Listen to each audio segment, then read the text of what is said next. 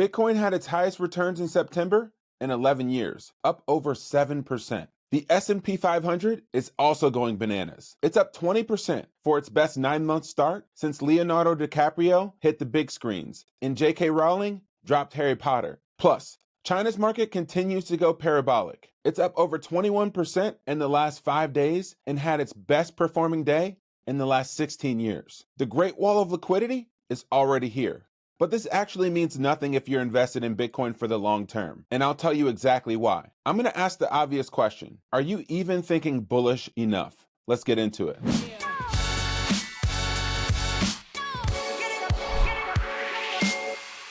What's up, everybody? This is Dante Cook with Bitcoin Simply, helping you to understand macro and markets in a simple way. Subscribe if you already haven't.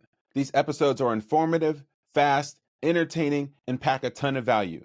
You're not going to want to miss today's episode. First of all, I want to start off by saying Happy Uptober. What is Uptober, you ask? Well, it's been named that because Bitcoin's price has been up 80% of the time since 2013 in the month of October. In 100% of election years, it's been up in October, November, and December. And it's up 100% of the time when September is green. And as we mentioned in the intro, September has been a historic Bitcoin month, being up over 7%. So this year, September was green and it's an election year. It's hard not to be bullish. People are making their favorite charts right now and busting out anything that shows everything is going up and to the right. It's hard not to emphasize the explosion in liquidity and the madness that's entering into the markets right now. Rates are collapsing globally, and that's causing optimism across all assets and all markets. This is the strongest performance that the S&P 500 has had in its first 9 months since 1997. And it wasn't even the large players driving the majority of the returns. Everybody was driving up asset prices in Q3 of this year. 328 stocks outperformed the S&P 500. Only 109 were negative, and the average S&P 500 stock returned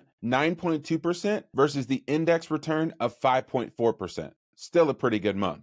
And the Chinese stock market has done what the S&P 500 has done this year in the past few days. It's up 21% in the past 5 days. But I want to take a moment to highlight some things because I always want to keep people sober. The reason why the Chinese government is cutting rates so aggressively and injecting liquidity into their economy is because M2 has been falling for decades now in the Chinese markets. Chinese real estate has been in the dumps, its worst levels since the early 2010s. And consumer confidence in the Chinese stock market and the economy overall is at all-time lows. They had no choice. And we're not out of the water in the US either. 68% of exports are in jeopardy as many of the port workers, I think it's 45,000 or so, are beginning to strike as of this morning. And some of the market action in the past few days has been because the revisions to the GDP and GDI numbers came back far above what people expected. Revised personal spending and revised personal income created an extra $500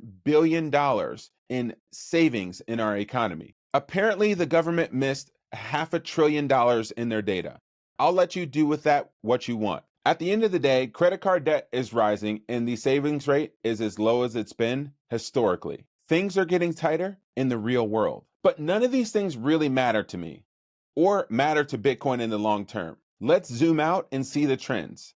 Don't be a trader, be an investor. When you look at the long-term trends of global reserve currencies in the world, you'll see that the dollar is nearing the end of the time frame that global currencies have as reigning as the global reserve currency at about 100 years. So regardless of what Jerome Powell or Raphael Bostic say at the NABE yesterday about interest rates and Fed cuts being a guarantee for the rest of this year, it doesn't really matter. We're moving from a chaotic monetary policy to a calm one. We're moving from a dollar system that creates distortions for everyone in the world every time it strengthens or weakens to a calm system where Bitcoin is the measuring stick upon which everybody measures their productivity. You put in work, you create more value.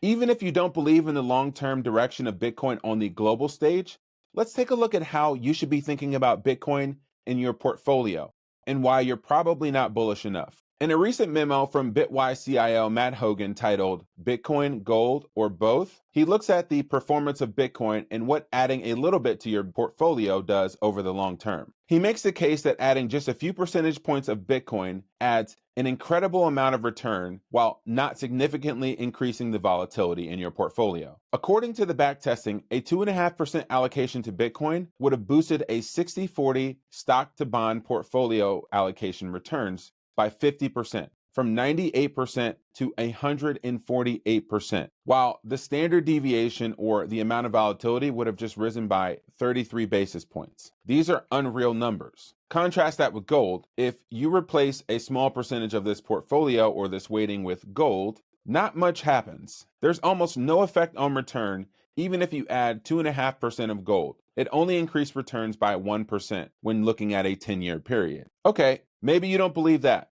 Well, let's just look at the 4-year compound annual growth rate returns of Bitcoin, which have never gone below the low 20% CAGR at any 4-year period when looking back at Bitcoin's price performance. And maybe you still think Bitcoin is a casino. Let me show you some things. I actually ran the numbers. People often get caught looking at intra-year returns versus calendar year or multi-year returns. When you look at short-term price charts, you probably see something that's volatile. Sort of like my 4 kids. At any given moment or on any given day, one of them could be exploding for no reason at all. So they're volatile in spurts, yes, but over time, they're becoming mature humans. And let me ask you a question for all you parents out there. If your kids didn't have volatility, would they learn?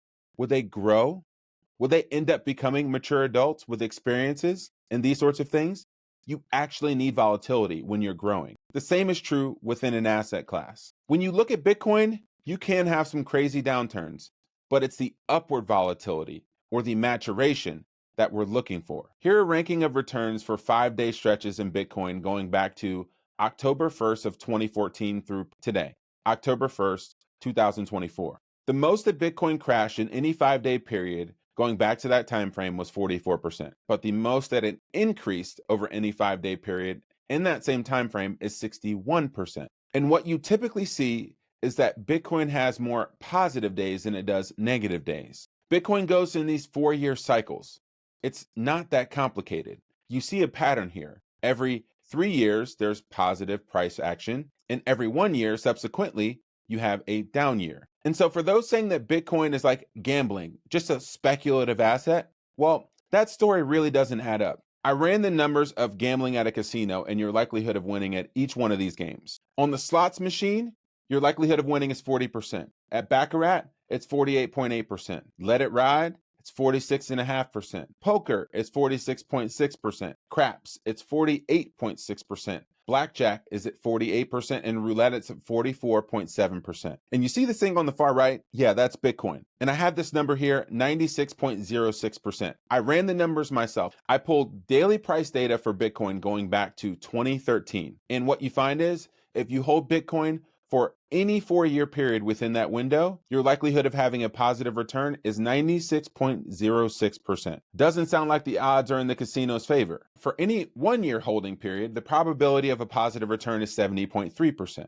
with the average return of over 89%. Any 2-year period, the probability of positive return is 79.5%, with the average return of 233.7%. Any 3-year holding period, the probability of positive return is over 90%, with the average return being 565%. Over a 4-year period, the probability of positive return is 96.06%, or negative return of 3.94%, and the average return is up over 1,100%. So I ask you, what's your time frame? Because it seems like the longer that you are in Bitcoin, the less you have to worry about the volatility of being within the Bitcoin system. But wait, it gets better.